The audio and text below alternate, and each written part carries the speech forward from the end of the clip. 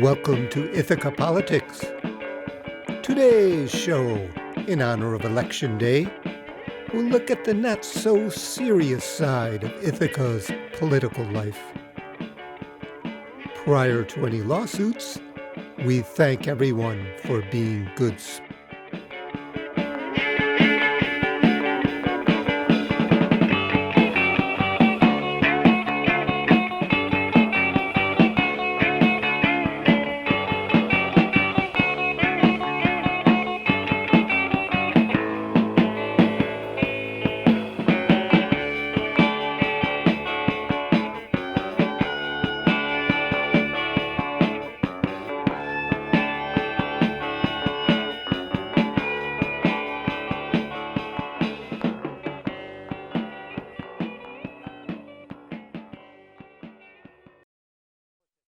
In a shocking turn of events, Cornell is suing the city of Ithaca for defamation, citing recent language used by city officials such as, quote, Cornell is holding us hostage, quote, putting a foot to our necks, quote, Cornell manipulated and played this city.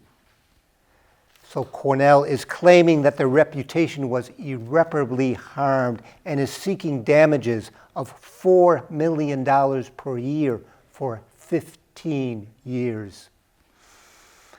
The lead attorney for Cornell, who initiated this lawsuit, joins us now. Mr. Goat, you claim irreparable harm from comments made by council members. Isn't this really just a matter of sticks and stones? First of all, pal, you see these horns? Ram, not a goat. And to answer your question, not at all. We take our reputation very seriously. Fortunes can rise and fall on a few chosen insults. You're really concerned that your $10 billion endowment may take a hit. Well, of course we are. You see, trustees are already scaling back plans for endowing the buildings, and they're citing shame of being affiliated with Cornell. Isn't the shame really how Cornell actually treated the city in this last negotiation? We negotiated in a very cautious, measured fashion, befitting a great institution like Cornell. Honestly, others would say that you were being quite goat-headed. But let's get back to the lawsuit. Now, many members of the Cornell community came out with much stronger language than any city official. Doesn't that actually hurt your case? No, not at all. You see, Cornell is a very liberal institution. We are really a large family. And every family, well, has its disagreements. However, we are attacked beyond our gates. We will butt heads. The damages you are seeking, $4 million a year for 15 years, that does have a familiar ring to it. Yes, negotiated contribution of Cornell to Ithaca would be rescinded entirely. That is what we are ultimately seeking. It's time to cut our ties with the city of Ithaca. Really. In the end, we should both go our separate ways, peacefully, of course. What has the city's response been to the lawsuit? That's the best part, you see. Ithaca cannot litigate against Cornell. It's written right into this latest agreement. The city is defenseless in this action? And who's the goat now?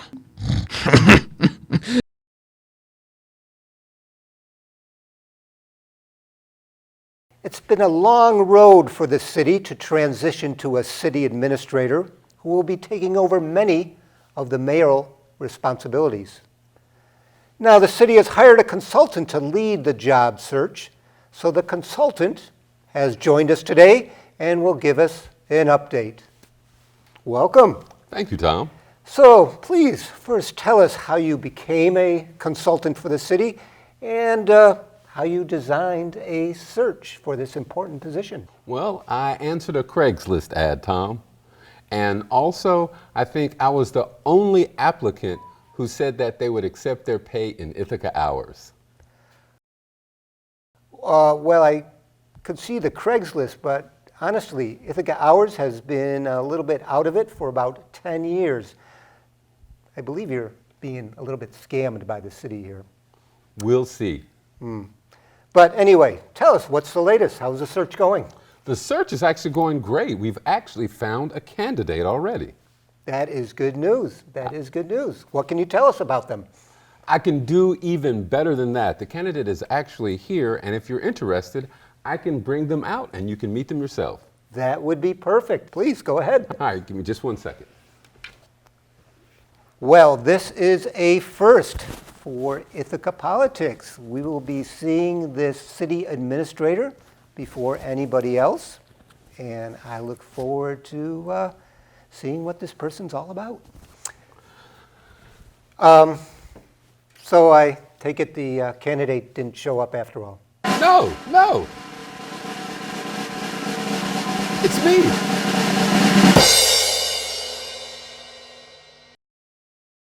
Are you sure you can nominate yourself city administrator? Is that in your contract? Well, there's nowhere in the contract where it says I can't. Honestly, you were tasked with doing a countrywide search for a city administrator for Ithaca. Yes, Tom? Have you done that? Yes, we did an extensive nationwide search, and what the feedback we got from everybody we spoke to was that running a city such as Ithaca is a piece of cake, but $50,000 as a salary was just way too low. No, wait. The city agreed to raise that ceiling to $185,000 per year based on your recommendation. Yes, but that was only after everybody else said no. So $180,000 is in your comfort zone. Oh, yes, but don't worry.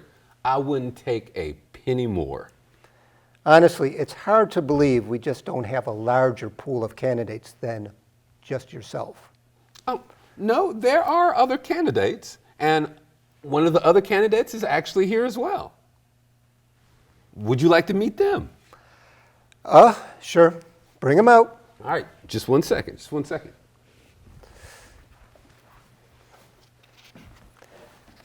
I'll tell you, I don't know. It's just the city operation as usual. Okay, so you are the runner-up as well. Tell me, what distinguishes the first choice from the second choice? Besides my glasses, the second choice will also take the job for a little less money, but I will need a car and a house, preferably a Tesla and a 5-bedroom, 4-bathroom house on the eastern side of the lake. Well, all I can say is that with 8 weeks left before the city administrator is supposed to be taking the job, you, sir, appear to have the city over a barrel. This is a college town. I learned from the best.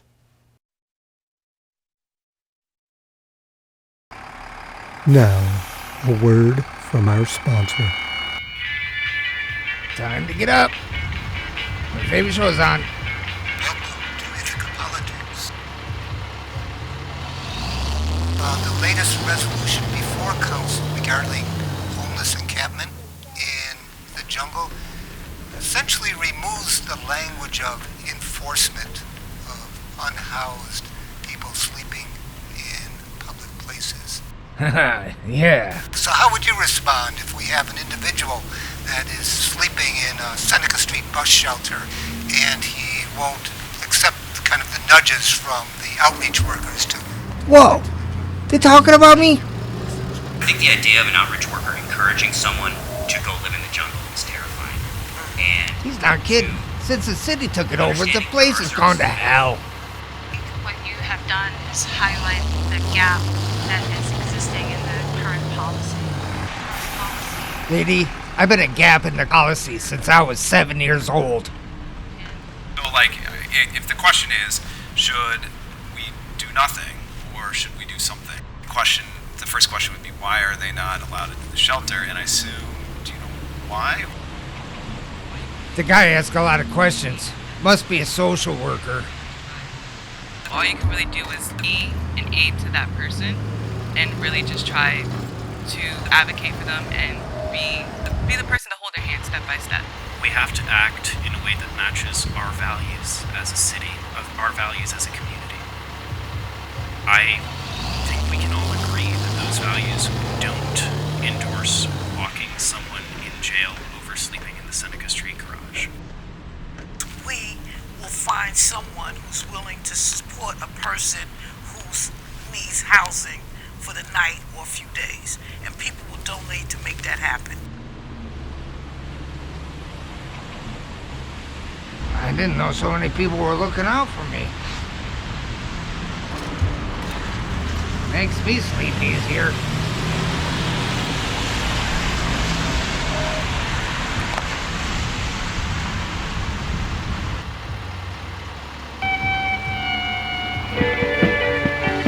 Ithaca Politics.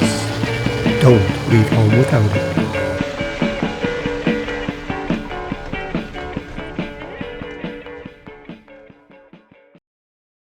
Stung by criticism that they are out of touch, many Common Council members are going to engage in a fact-finding mission in the encampment known as the Jungle. With us is Council Member Walsh, who will tell us a little bit more about the plan. Welcome, Council Member. Have a seat. Yeah, put that microphone right on there, and we'd be glad to hear all about this venture. Okay, so what exactly is a fact-finding mission in the jungle? Yes, well, many of us on council realize that we're making policy in an area of which we have little expertise, so we're going to go out and get some lived experience to help bring us along. Okay. Well, I see by your little rolling case there, you plan to spend some time out there. Yes. Well, honestly, I haven't camped since I was a little kid, but look what I found. My very first tent that I used to sleep in my folks' backyard. This baby right here. And a fishing pole, of course. Yeah, I hear there's great fishing on the other side of the railroad tracks.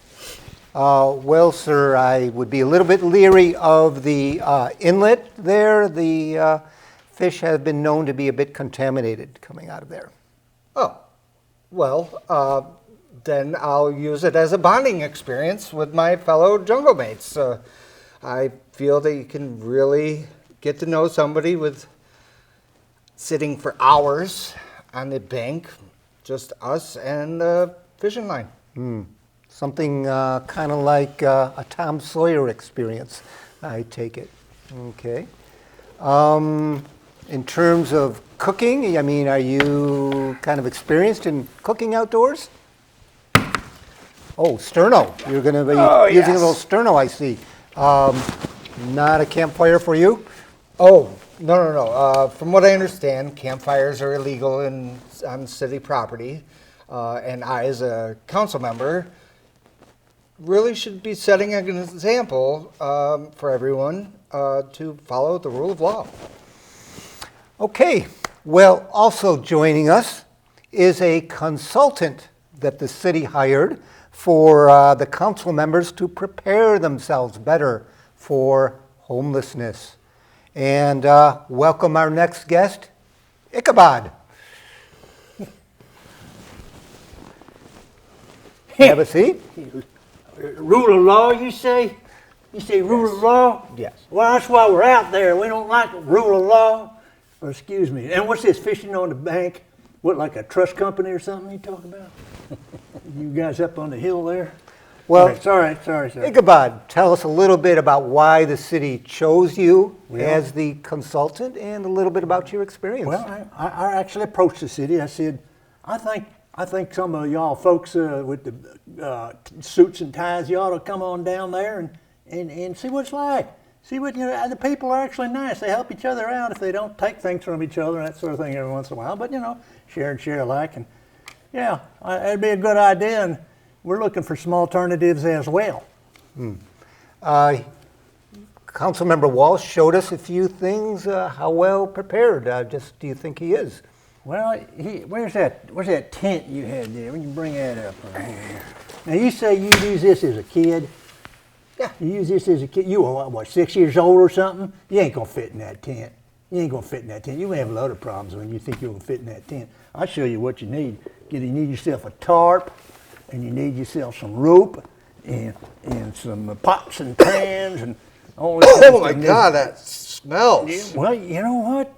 You're going to smell when you're out there, and if you smell like cologne, you're not going to get along with the folks out there. They have natural born stink, and so and also for a sleeping bag, we got a good sleeping bag we liberated from Walmart, and yeah, and it was a little used, and it went through a couple winters, but I think it keep you warm and big enough for your big frame. You guys up on the hill, you put on a few pounds. So. Honestly, I see a little bit of tension here between yourself as a consultant and possibly the council members.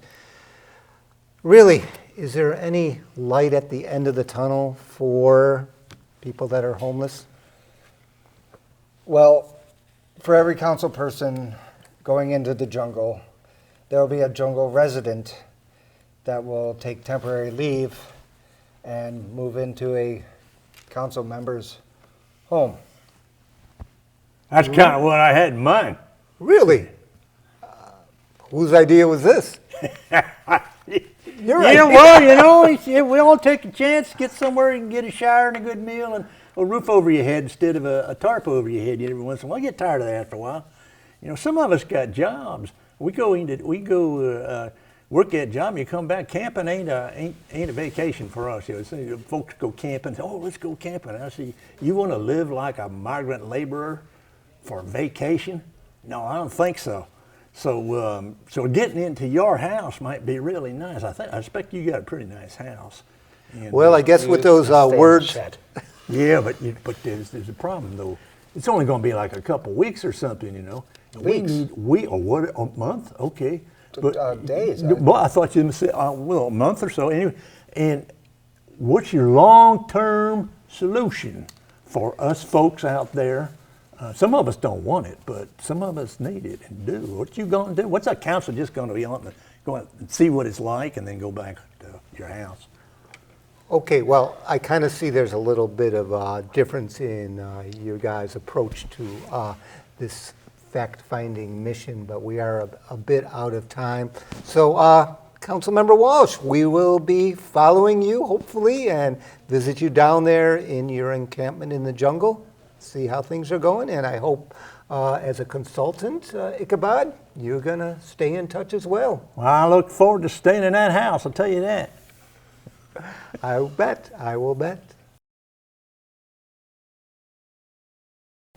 In all the attention paid to the Cornell City of Ithaca agreement, a little-known provision has escaped most people's attention. Cornell has agreed to provide $100,000 of professorial service to the city for collaboration on a project yet to be named. With us today is the professor offered up by Cornell. You have requested to have your identity blackened out and your voice changed. Why the precaution? You see, a security measure is what it is, to ensure any bad blood lingering between the city and Cornell does not interfere with my safety. Something like witness protection, then? Right, but I've done nothing wrong, of course. Well, what are you going to be doing working with the city? My specialty is municipal real estate and tax abatements. Fascinating. But you seem quite young. Have you been working in this field for a long time? No, not so long at Cornell. You see, prior to that, I had tenure at Trump University. Trump University? Well, how did you find yourself at Cornell? Well, when Trump University broke up, all the Ivies descended on the fire sale to snatch up whole departments. Cornell got a bunch of us for their real estate divisions. That must have been some transition from Trump U to Cornell? Nah. Real estate, it's all cutthroat, no matter where you go. Cornell hides it better than most, you see. So, what will you be working on for the city? The tax abatement structure, it's a mess. Absolutely a mess. I'll be cleaning it up myself. Yes, there is some criticism that luxury developers are being given an easy ride by the city. The first step is to root out all that criticism. Anybody who disagrees with city policy becomes marginalized. Well, what will you be cleaning up? Well, first off, venture capital doesn't like this thicket of regulations. I mean, you abate me here, I gotta pay there. It's just, all these limitations, Tom, they have to go. Suffice to say, you prefer the free market then? No taxes at all. See, people here, I mean, they should be down on their knees for developers to come in. Otherwise, come on, this town will become another little upstate backwater. As we speak, I can't help but notice you do sound a bit like Mr. Trump. Trump, he's a real estate genius. Now, his downfall was he got a taste for the camera. I won't let that happen to me. Okay, another operator behind the scenes, making life better for us all. I look forward to our first casino.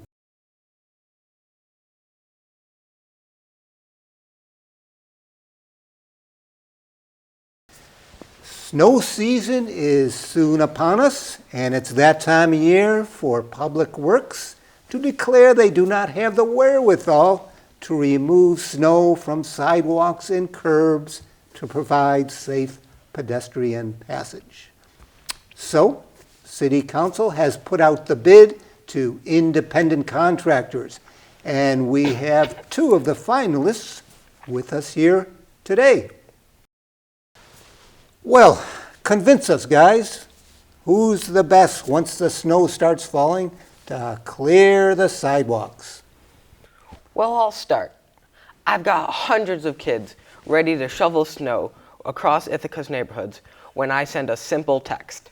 I don't need any fancy technology like these so-called smartphones. You know, I just get my nose in the air, and if I smell a storm coming, well, I climb up a tree to verify that that's what's coming. And if it does, then I give out the call. I go down to the jungle and other places. I got folks just waiting for work. And I say, get your shovels, get on out, you know where to go.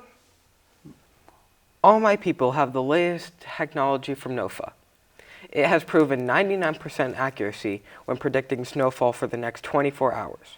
You gotta go look on your phone or computer to tell what the weather is? Come on. It's like that old line, you don't need a weatherman to tell which way the wind blows. I got my arthritis that starts to act up. I said, oh my goodness, pressure must be dropping. I'm gonna go out and see if it's snowing. If you have arthritis, what makes you the best candidate to be shoveling snow for the city?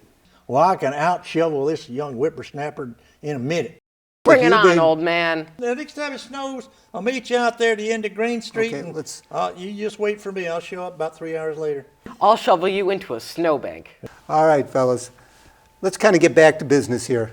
Now, you have the contracts in front of you, and obviously the city is looking for the most cost-efficient way to remove snow. So, bottom line, who can do this cheapest? All my crews are asking for is a livable wage. I've designed the simple payment method that homeowners can contact the city to pay us for our services. Okay, how do you compete with that? Well, that's easy. He's got to go through the middleman or woman or whatever it is in the city, through this technology, all this stuff. And what we do, our boys and girls, they just go up there and they rap on the door and said, I just shoveled your walk, give me $10 or $12, what it is. Now, another thing about this so-called livable wage, suppose you got kids like adults sometimes do, most of the time do actually, and you can't support kids with the so-called livable wage. So we asked what we need. Well, getting to livable wage, do you think this is just money you're going to be playing with, or are you using it to help support a family? I'm going to be supporting my mom and dad the best I can with support around the house. Well, I'm sure you have a good heart that way, but a lot of your friends are just going to buy weed. Okay. Well, there we have it. It's up to the city to decide, old school or new school. Will the snow be removed this year for our poor walking folks? What about the rich folks?